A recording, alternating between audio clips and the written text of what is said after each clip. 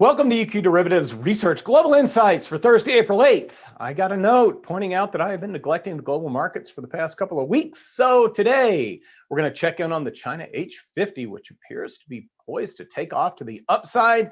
And then we'll check in on both European and US volatility, which this morning are putting in post-COVID lows. Before getting started, we're a few weeks into producing this show twice a week. We're gaining viewers. We want more. You can help us out by hitting that like button below and subscribing to our channel so you know when these short videos go live. So as promised, checking in on Asia, the China H50 index caught my eye based on a couple of things. First off, recent price action, then I'll get into some option trades as well. First, on the price action, the H50 was screaming out of the gate for the first 6 weeks of 2021. It peaked out on February 17th at 21,528, and that placed it up 17% for 2021. Since then, all those gains were returned and then some, with the index testing and holding the 200-day moving average, closing at 20,354 on March 25th. And that put the index down 3% on the year. That was also a 20% retracement from the high. And that's a number that a lot of traders pick up on. And it looks like they have picked up on it and started doing some buying, because it appears the downtrend has been broken for the H50. Now, on the trading front, today in Singapore, some buyers did show up for some out-of-the-money short-dated calls. They bought the April 21,600, 21,800, and 22,000 calls, all of which have a couple of weeks left to expiration. It's going to take a rebound of about 6% for all these trades to be in the money. However, looking at the price action for the H50 in 2021, a move like that is very possible, but we will definitely check back in on that one in a couple of weeks. In Europe, the VSTOXX 50 is up about 0.25%, and the European Volatility Index, or VSTOXX, is down 50 cents to 1615.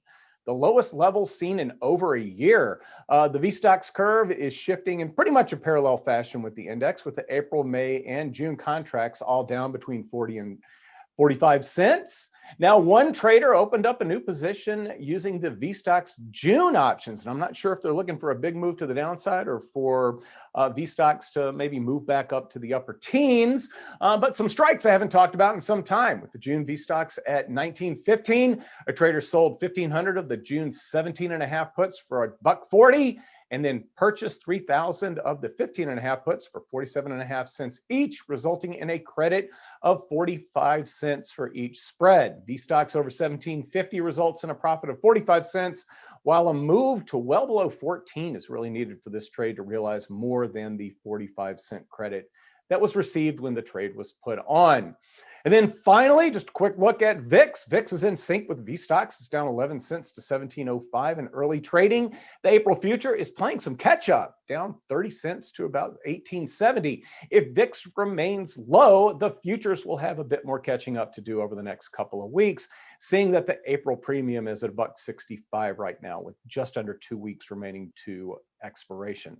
A small but very interesting trade, a 400 lot, is looking for aggressively for some downside move. With the April future again at 1870, there was a buyer of the April 16 puts for 15 cents who sold the April 14 puts for 2 cents, netting a cost of 13 cents for each bear put spread.